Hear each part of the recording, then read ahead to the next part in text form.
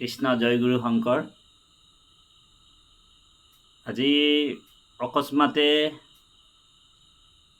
এটা দুখ লগা বেদনাদায়ক বাৰ্তা শুনি হৃদয় বিদাৰক হ'ল।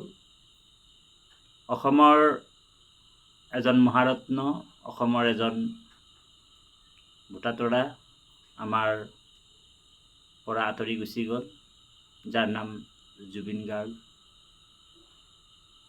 অসমতেই নহয়, গোটেই ভাৰতবৰ্ষতে তেওঁৰ খ্যাতি লাভ কৰিছিল গীতৰ যোগেদি।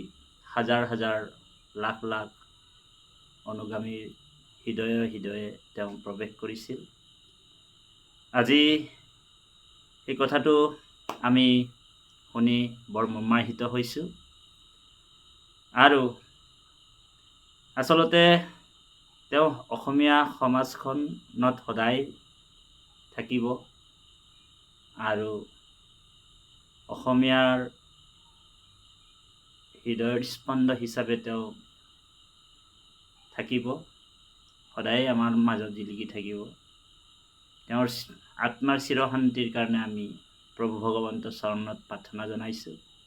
কৃষ্ণই কৃপা কৰক। তেওঁ এজন স্পষ্টবাদী, নিৰ্ভীকতা, যিজনে মৃত্যুকো ভয় নকৰা মানুহ এজন, তাৰে নাম হৈছে জুবিন গাৰ্গ। তেওঁ মৃত্যুকো ভয় নকৰে। তেওঁ এজন বৈৰাগী নিচিনা ব্যক্তি আছিল, বিৰক্ত আছিল। এনেই অসাধাৰণ এজন মানুহৰ নিচিনাকৈ তেওঁ বসবাস কৰিছিল আৰু অসমীয়াৰ প্ৰত্যেক মানুহৰে হৃদয়ে হৃদয়ে তেওঁ গীতৰ যোগেদি, সাৱলীল কণ্ঠৰ যোগেদি, সুললিত কণ্ঠৰ যোগেদি তেওঁ সকলোৰ হৃদয় জয় কৰিছিল। মন প্ৰাণ জয় কৰা জুবিন গাৰ্গ। আৰু সেই জুবিন গাৰ্গ আমি আজিৰ দিনটোত এনেকুৱা এটা শোকৰ বাৰ্তা পাই, দুখৰ বাৰ্তা পাই মৰ্মাহত হৈছোঁ। আচলতে তেওঁ আমাৰ মাজত সদায় জীয়াই আছে, জীয়াই থাকিব। কেতিয়াও অসমেই নহয়, গোটেই ভাৰতবৰ্ষই তেওঁক স্মৰণ কৰিব, মনত পেলাই থাকিব। কাৰণ এটা কথাতে মই জুবিন গাৰ্গক খুব ভাল পাইছিলোঁ।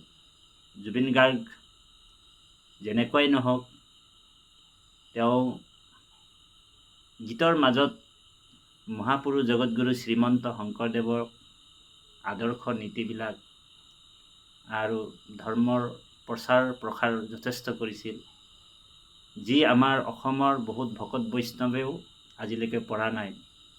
অসমত জুবিন গাৰ্গৰ এই গীতৰ যোগেদি যিখিনি গুৰুজনাৰ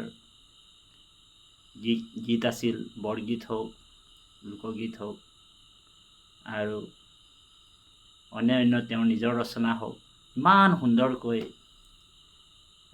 আজিও কেছেটবিলাকত বিভিন্ন ধৰ্ম অনুষ্ঠান হওক, বিভিন্ন অনুষ্ঠানত তেওঁৰ গীতবিলাক বাজি থাকে।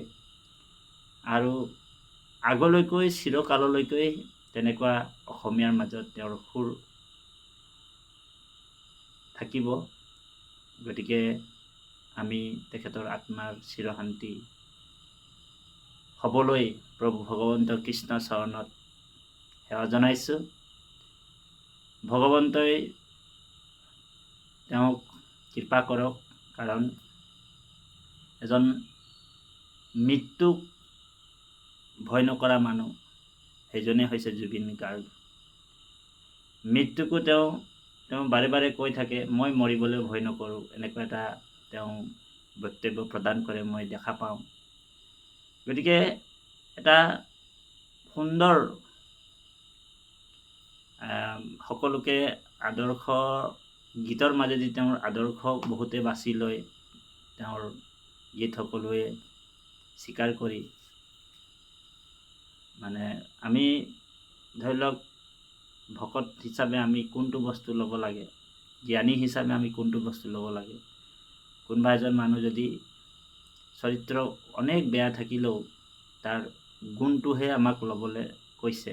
গতিকে আমি জুবিন গাৰ্গ মই ভাল পোৱাৰ কথাটো হৈছে মই জুবিন গাৰ্গক খুব ভাল পাইছিলোঁ এইটো কাৰণে, কাৰণ তেওঁ গুৰুজনাক গীত মাতবিলাক গুৰুজনাৰ বৰগীত ইমান সুন্দৰভাৱে তেওঁ পৰিচালনা কৰি অসমৰ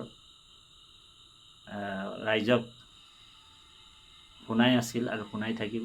গতিকে জুবিন গাৰ্গৰ আত্মাৰ চিৰশান্তিৰ কাৰণে আজি প্ৰভু ভগৱন্তৰ চৰণত আমি প্ৰাৰ্থনা জনাইছোঁ আৰু চমুকৈ এই ভিডিঅ'টো প্ৰকাশ কৰিছোঁ। আৰু সঁচাকৈ বৰ দুখ লগা কথা, কৃষ্ণ য'তেই নাথাকক তেওঁ সুখেৰে থাকক, শান্তিৰে থাকক। আমি চমু ভিডিঅ'টো আপোনালোকৰ মাজত ইমানেই কোৱা হৈছে। কৃষ্ণ।